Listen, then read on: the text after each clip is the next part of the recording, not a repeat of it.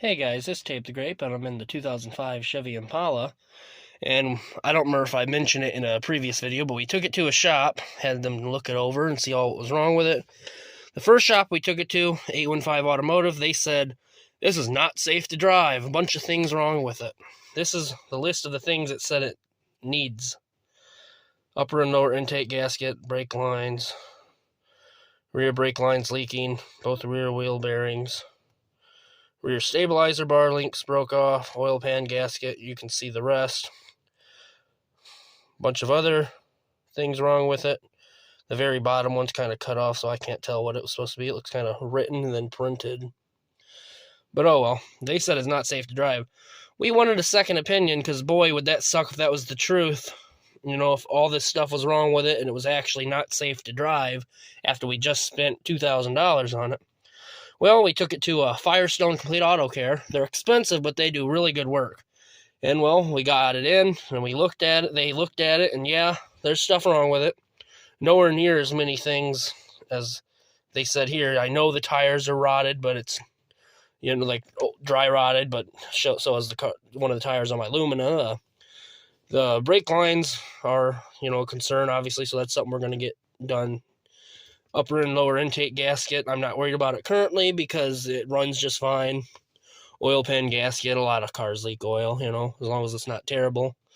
Well, anyway, things we got done with it, though, at Firestone. This is not the paper for Firestone. I can't find it, but we got the rear, what was it? The rear sway bar links, I believe it was. Stabilizer bar links, rather.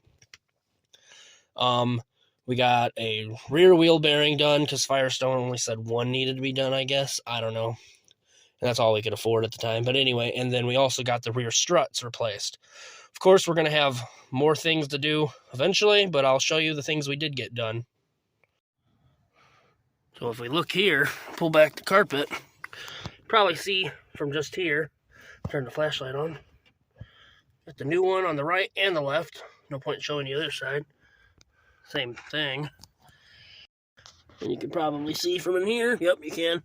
There's the new one from the outside. And from underneath, of course, as well. And then perhaps you can barely see.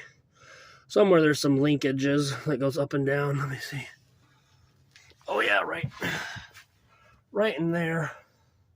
Probably see in the background. There was the not trailing arms, I'm sorry, sway bar linkage that needed to be replaced on it as well. It's a lot more stiff now, and no more clunking noise. And as I said, the rear wheel bearing, I can't really show that to you because it's, you know, behind the wheel. But anyway, so those things, you know, we got those things fixed on it. And again, the car was only $2,000 out the door at a dealership. We went in knowing that it was, you know, not a perfect vehicle. And it runs and drives just fine. It starts up every day. You know, my mom drives it pretty much every day. Goes to church in it on Sundays. But oh yeah, it's not terrible. And we got, you know, we're going to get more and more fixed on it eventually. One thing at a time, a few things at a time. So it doesn't cost an arm and a leg. And Firestone charged a lot, I'll just say that. But anyway, I'm sitting in it in the dark right now because I meant to do this video earlier, but oh well. But anyway, all in all, it's a pretty decent vehicle for what it is. You know, if you've seen the video on it, it looks not that bad, to be honest. Or it doesn't look that bad, I should say. Again, any running and driving vehicle for $1,000, $2,000, that's, you know, that's typical these days. Then the old $500 beater's now the $2,000 beater, but oh well, it could be worse.